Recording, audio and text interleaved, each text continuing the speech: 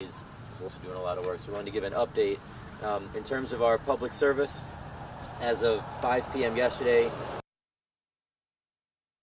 requests, and that doesn't include the requests that the Board of Water and Light has, so it's significant. We have multiple crews out today and Sunday working 12-hour shifts. We have a contractor coming in today to assist us starting on Sunday. Our crews are prioritizing city trees that are on buildings and vehicles, as major streets and streets with only one entry or exit, so dead ends and things like that, cul-de-sacs. You got to make sure people can get out. Removal of the debris, you're going to see lots of debris in the right-of-way. We estimate that's going to take several weeks. We certainly want folks to cut it up and bundle it as yard waste like they normally would, and that will get picked up normally, and then the excess yard waste that is too big, we're going to start working on a plan on Monday to see how we can take that, get it off the rights-of-way. Again, it'll take several weeks, and it'll be significantly costly. So we need to navigate that. How do you get it? You can't just have a yard waste team come and take a major branch off. You need lifts and cranes and things like that, chippers. So we're going to work on a plan. As soon as we can get everything off the street and make sure everything is safe, we're going to work on a plan to get as much of that picked up. But we continue to encourage residents with the yard waste that you can, bundle it, put it out like you normally would with yard waste, and we'll get that taken up. And then the bigger stuff that you can't, we'll get up afterwards. But again, please, a little bit of grace, some patience. It's going to take us several weeks, and safety comes first. In terms of our contacts, our 311 has done incredible work. We have several agents that were on. Unfortunately, we had two that weren't, one because they couldn't get out of their house, and the other one because they had a family emergency. But our agents live in the city, and they're also facing this, so we're getting as many agents as we can to take calls. Our total number of calls just on August 25th was 562. To compare, the prior week, so the week ending August 18th, we received 306 calls. So 306 calls in a week versus 562 in one day. We know people were having some trouble getting through. We know there was some hold times. We did institute a system where people can press 2 to get a call back, so they didn't have to wait in line. Our heaviest volumes were in the morning, 8 a.m., 9 a.m., and 11:30 a.m. So, again, we ask people to be patient. We have Lansing Connect, which is a system online, so you can Google Lansing Connect and put calls in there. Again, we had several people who chose the callback option. We had about 83 or so that chose that option. And our wait times are only 3 to 4 minutes, 5 minutes, and then again they can choose to get callback. So we ask people to continue to call 311 if you have any issues. We know, put the yard waste on the side, and if you call 311 they're going to tell you that as well. But if you have a tree down, if you have something again on a house, on a car, in the street, please continue to call 311. Now for the nights and weekends, we do not have 311 operational, but we will send it automatically to public service. So when you call, it'll say, if it's an emergency, call 911. But if you have something that is city related, a public service related, it will send it automatically to public service and to their 24/7 number. So we've got some process in place. For our fire department, our crews are continuing to work with our public service for street cleanup and debris removal. All of our crews, stations, and rigs are currently at full staffing. So we are all hands on deck with our fire. Our overnight call volume was within normal limits, driven by our EMS. We haven't had any structural fires or any extrication calls for service, so that's a good thing. Our LFD technical rescue team is coordinating with our city code compliance and our public service over at the Martin Street location, which is where we had our one fatality. In terms of our emergency management, as I mentioned yesterday, I have signed the emergency declaration, so we are now under state of emergency in the city. We have sent a request to the governor's office for declaration of emergency. As you saw, she declared for Wayne and Monroe counties and said that they are going to be continuing to evaluate. So we have requested a declaration for the city of Lansing. We continue to talk with Ingham County. Our congresswoman has been very involved, our state legislators, and we continue to coordinate with the Board of Water and Light on power outage reports with priority to vulnerable populations. When people are having power outages, certainly if somebody has a medical device or something that needs power, we coordinate with the Board of Water and Light, you know, and our firefighters are going out to help any of those folks, and they call us. The board has been great. So we'll continue to coordinate with Ingham County Emergency Management, with the Board of Water and Light and others. Finally, our parks. Certainly, you know, it's a priority. We want safety as a top priority, but anyone who's going into our parks, please be aware of hanging limbs.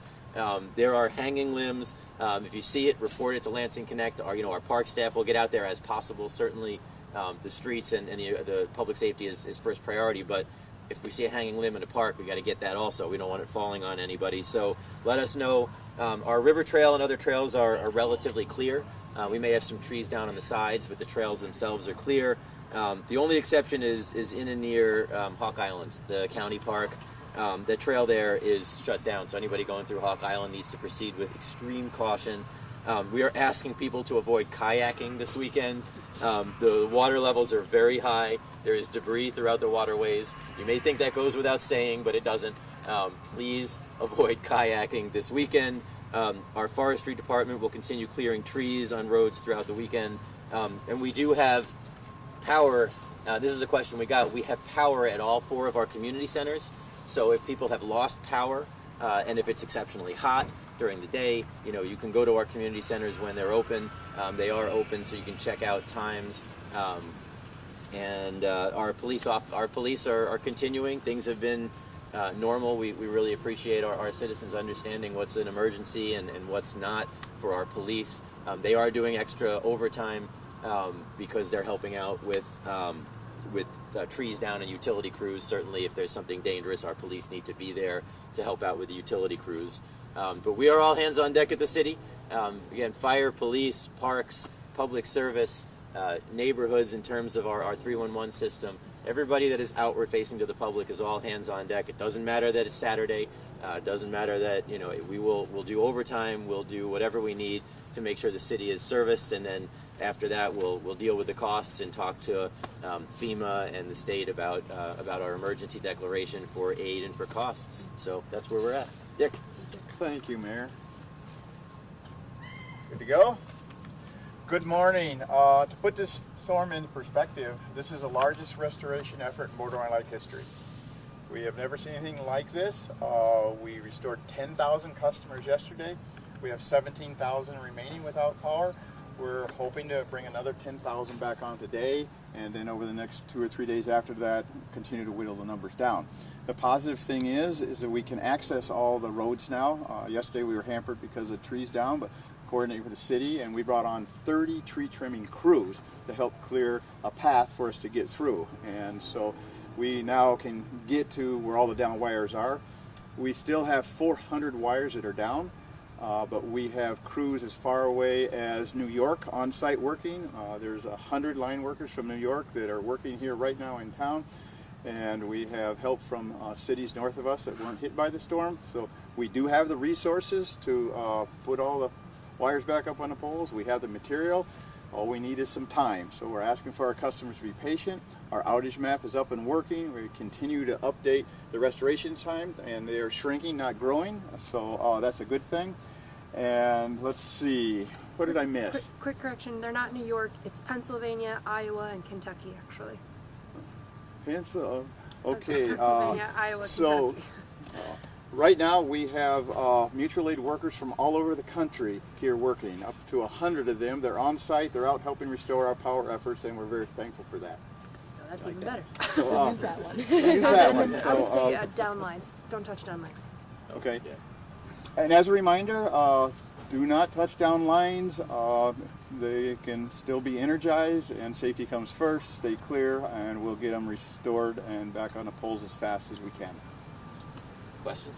My one question would be, there has been some comments from the community. We do have that 311 line and all that. They were wondering, how can we stay up to date knowing what roads are closed and where crews are working? That's a good question. We're working everywhere. I mean, unfortunately, we're working everywhere. It's hard to keep it. Our resources are going into getting them cleared. It would be continually updated every 5, 10, 15 minutes. It's a challenge. So you have to keep an eye on the BWL's outage map as things are coming back online. in terms of roads clearing, it's coming as fast as it can. We don't have a resource to go in and track those minute by minute. We can provide lists as we can pull them. We have to physically pull a list from CityWorks in order to see, you know, what complaints have come in, which are closed, which aren't. So we can look at something like that next week as we have, you know, people who are in office and on staff. Anybody who is a road crew on the road is out cleaning up. Anybody who is a city worker in City Hall it's a weekend. It's off. They're off. But we can look at that and see what we can do next week. But it updates so fast that everybody wants to know when their street's going to be cleared, and I get that. And it's happening as soon as possible. We're just telling people it's coming. We are on top of it. If there's a down wire and there's not tape or something like that, call the board's down wire line. If you feel like for some reason that something's on a house or there's an emergency, you know, call again our call our 911 if there's an emergency. But if you see something on a house or something, a city tree that has fallen down, call the 311 number. It'll forward to public service. Just keep reporting it, and we're getting to as much of it as we can. But it's citywide, and it's trying to move resources off of cleaning and putting them into reporting would be a challenge right now. Very much understandable. Yeah. Thank you. Yeah. And Mayor Schor, when you saw some of this damage in the daylight, when you both saw some of this damage in the daylight, I believe Mr. Peffley covered this too, that this is quite a severe storm with a lot of response. What were some of your, thoughts and reactions to kind of seeing this sort of dilapidated state of some of these areas of town now that we've had this major storm come through? It's frustrating. You know, we're proud to be a tree city, and we promote that every year. We are Tree City USA. We love our trees. We love the shade. We love the cooling effect. We talk about our tree canopy. But when you get a storm that comes through like we did, the trees are affected. So it's, it's a mix of emotions. You know, I hate seeing all this stuff down all over the city. I love seeing people getting out and helping their neighbors. I've had more calls from folks, hey, I grabbed my chainsaw and went and cut up my neighbor's tree and helped out. I got people who are driving around with chainsaws in their cars who are trying to help out their neighbors. This is what we do in Lansing. When we see an emergency situation, the city we gear up and we go, but the neighbors are helping neighbors. There are seniors and you have their neighbors that are coming and helping them out, pulling. You drive around and you see people pulling trees onto curbs. We were doing that yesterday over in the east side, parts of the south side. We were doing a tour looking around. I'm grabbing trees, and my communications director and we're pulling trees onto the side. We're telling everybody, pull trees onto the side. We're doing it too. It's just something that is natural disasters unfortunately happen, and as long as we all get together and do everything we can, understanding the city's doing what they can and residents are doing what they can. You see people with chains that are trying to pull down some of the branches. Stay safe, do it safely, and be patient. But it's a mix of emotions. It's something where I don't like seeing all of this craziness in our city, but we're all coming together and we're taking care of it. It honestly reminds me of back in the ice storm, when we had the ice storm. It was 10, 12 years ago, and now that was freezing cold, and everybody was, when you're out of power and you're freezing your butt off. This is a little different, which is nice.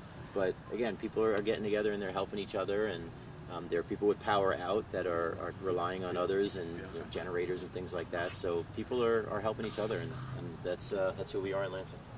Yeah. Perfect. Excellent. Very good. Thank you Do very you much. have a question? You said we started at 33,000. We saw about 33,000 on the outage map, and then you're looking to do the math. You say, well, we took 10,000 off, but outages continue to roll in. Right. So we're down to about 17,000 right now, and as I said, we really are aggressively trying to take another 10,000 off today. And then the restoration slows a little bit, because right now, circuits like on this street, when we bring it up, it'll bring up about 800 homes. But as we get deeper into the neighborhoods, a circuit will bring up 2 or 3 houses, and it takes a crew the same amount of time. But we have the resources, we're working around the clock, and we're committed to stay on this until everybody has their services restored. When are you going to issue? You haven't yet said power will be back on at such and such a date, and that's unusual for BWL. Why this time not to do that? I didn't catch it, the car was coming by. You haven't said when full restoration is going to happen, and That's unusual for power companies and unusual for BWL, so I'm wondering why this time. Well, we just finished assessments. Our outage map has full restoration on it.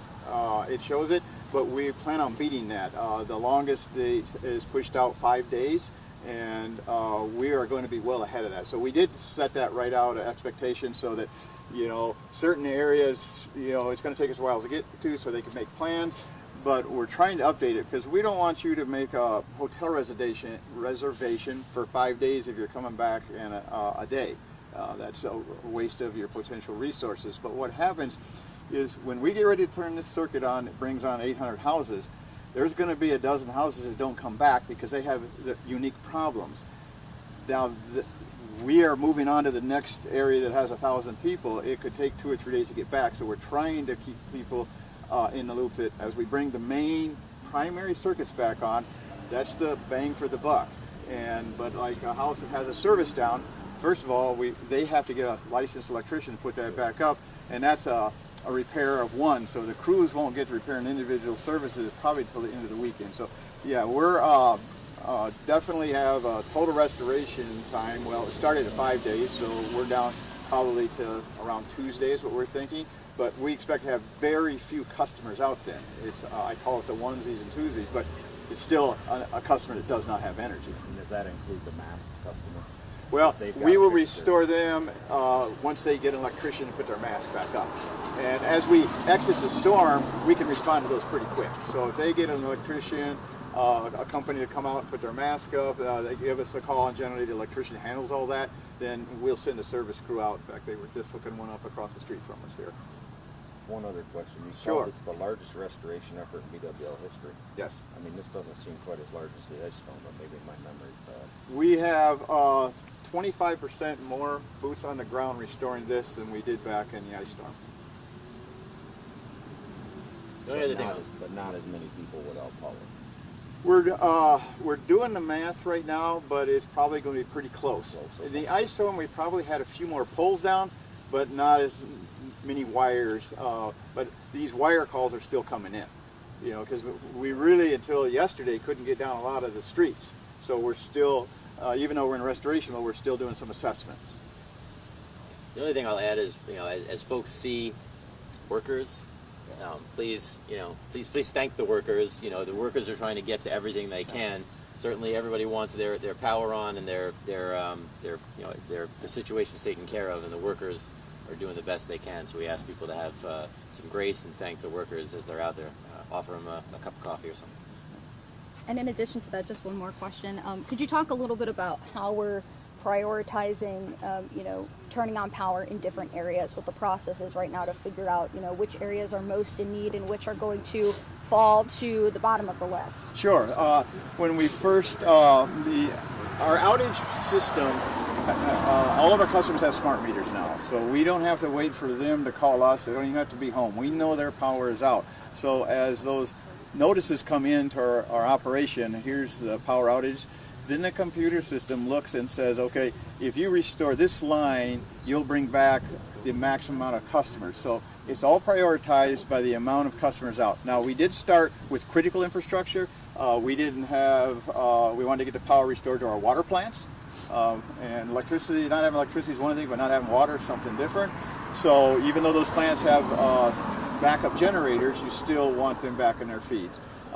We had a water treatment plant in Delta that we got restored, but then we're looking at just lined up by quantity of customers. This circuit will bring back 3,000, this will bring back 2,000, so we work our way down, and then when we get down to individual homes, those are the last to be restored, but we have a lot of field workers out there. Right now, this morning at 8 o'clock, we had 33 line crews leave the garage, and they're all off of their rest time, so they'll be on the job for 16 hours. They'll put there's 3 to 4 people on a line crew. They're going to put a lot of wires up in that time, and then when they come back in, we have a smaller contingency that will go out so that we are working around the clock. And our priority is main roads, main roads, highly trafficked roads, bus routes, and neighborhood roads. So we've gotten most of the main, so we work down that priority list. And we also have 16-hour shifts, so you know, for 16 hours you have people on completely, and then in the off time we have others that come in. It's less folks, and then we bring the 16-hour shift back on, and that's mostly state law or state and federal law. That's appropriate time for CDL drivers, for workers. You don't want workers to be exhausted, so 16-hour shifts, and then trying to rotate others that maybe are not part of our forestry crews but come in to help out, and then bring the crews back on after their appropriate downtime. So we're going to make sure that we're not violating, you know, MIOSHA or anything like that, but still keep people on as much as we can. I saw a traffic light out over there. Where does that fall within priority? Well, it's on the same circuit that they're not on their own circuit, so as we like bring this circuit back up for this one, it will bring traffic lights back on. So we, even though it's unfortunate the lights are out, we still prioritize on having the most bang for the buck to bring them on. So, And that's where we have, where some of the lights are out, from time to time you'll see officers there. In some of the highly trafficked areas, you'll see officers trying to direct traffic to prevent accidents. We don't have enough officers to get to everyone. The board's bringing them back on, but there were a lot of lights down. So we ask people, please remember, a down traffic light is a four-way stop sign. So if this traffic light is off, I don't care if you're on Waverly, if you're on Stillwell, wherever you are, the traffic light is off. It's a four-way stop sign. We'll try and have people there as possible, but certainly our officers are all over the city helping out, and so we remind people, and I hope the media will, the traffic light that's out is a four-way stop sign. Please remember that. Got it. I went through the same light. Yeah, you know what I'm talking about. I did. So, all right. We good? One more question. Yeah. Thank you all. Thank you. Wait. How do people know to call when they call 311? I mean, if the tree is in the city right away, it's your responsibility. What if it's in the yard and falls on the house? Will you still? No, if a tree is in their yard, it's their responsibility. So our public services will let them know when they call. If you call 311 over the weekend, it'll forward to the 24-hour public service number. If you call during the week, they can let you know. But again, they're going to ask: is it in your yard? Is it in the right of way? Was it in the right of way and fell on your house? Again, for us, it'll be taking it off the house. Now, we'll do our best to help folks where we can, but the responsibility in someone's yard is their tree. We see a lot more issues with neighbor versus neighbor. You know, the tree fell on my house and it was in my neighbor's yard, and whose responsibility is it? And we certainly would love to help with neighbor disputes where we can, but right now we're trying to clear out the city stuff. Yeah. Thank you. You bet. All right. Thank you all. Yeah, thank you. you. Hey, Dick, 47's on their way. I know he's got to go. Are you able to, they should be here any minute now. Are you able to stay for a quick interview with them? Sure. Yep. How close are they? Do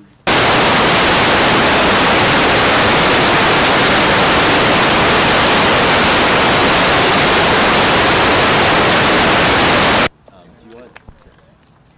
I don't know if anyone. These are the notes that I have. I don't know. He needs them. I don't know. Okay. You guys need anything else? You good? I have a story to tell you. I spoke with the family of the woman that passed. I don't know if they let you know, but they actually found the dog. Good morning. Good morning. How are you? Did they really? Yes. So I'm going. They did? Yeah, I'm going over there to talk with them. They told us that he was tiny, and they said that he was barking and then stopped. So they just assumed. Did he come out of the house? No,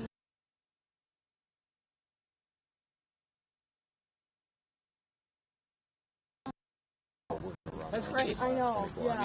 I mean, right, I know. yeah. It's like, but The good thing in a bad situation. That's great. Yeah, they were convinced that the dog. Help yourself. Yeah. Well, that's good news. I mean, it's, Yeah, it'll give them a piece of her. You know? We've had bad storms. yeah, it does. Well, I know they're trying to get her documents and things like that because they want to get everything taken care of. So our firefighters